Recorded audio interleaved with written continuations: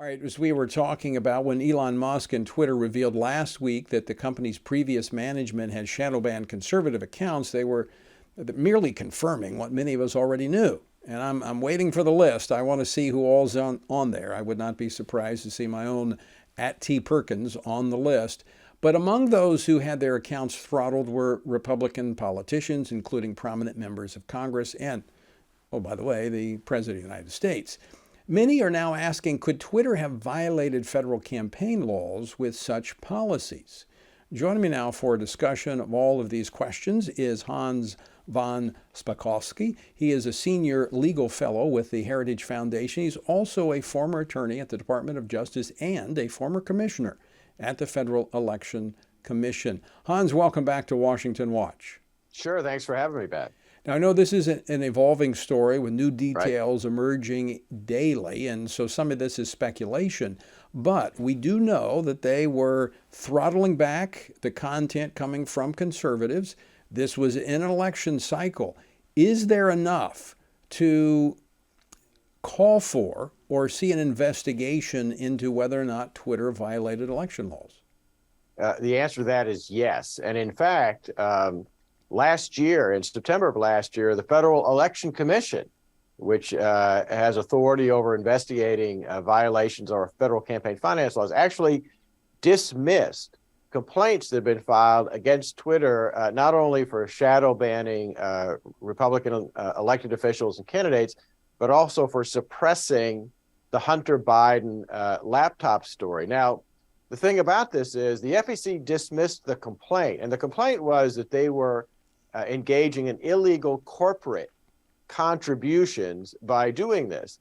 But the FEC dismissed the complaint, Tony. Why? Because two reasons. One, Twitter executives claimed that they had not coordinated with the Biden campaign over this. And second, that they had a bona fide commercial reason, for example, for suppressing the Hunter Biden story, which was their internal policy against publishing hacked materials. But we now know, of course, they were communicating with campaigns, particularly the Biden campaign. And we also know that it didn't actually fit within their no publication of hacked materials policy, because executives inside even questioned that.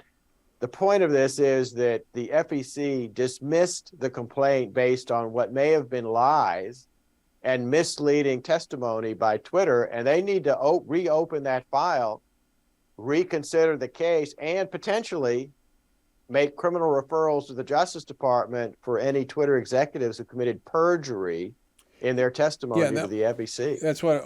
Did they make that testimony under oath? They did, yes. So absolutely, that would be, they would have lied, and that would be perjury. Yeah, no, it would. So look, the FEC took this seriously. Like we said, they dismissed it based on what seems to be invalid reasons. So it is a potential violation of campaign finance law. Now, this is something that's strictly initiated by the Election Commission, correct? No, anyone can file a complaint, a sworn complaint with the FEC, and that's in fact what generated the investigation at the FEC, because there were complaints filed against Twitter, the Biden campaign, and two of the executives at Twitter, including Jack Dorsey, the former CEO. So if Congress looks into this issue, oversight hearings in the House producing more information, that certainly should trigger action on behalf of the Election Commission.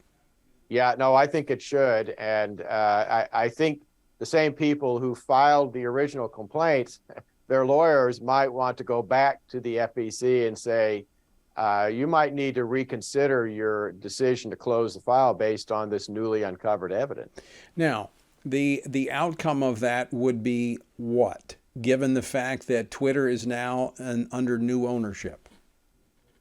Well, the FEC has what's called civil authority, so they can impose fines and civil penalties on anyone violating campaign finance laws, including a corporation. There is a criminal violation if the violation was intentional and knowing. Now, the U.S. Justice Department has authority over prosecuting criminal cases You want to make a bet on whether the Justice Department would ever open a criminal investigation of this? I think the likelihood of that is pretty nil. So if they were to take civil action against Twitter, Twitter's under new management, new ownership. It's moving in a different direction. Could they then, penalize the current Twitter for the actions of the past Twitter?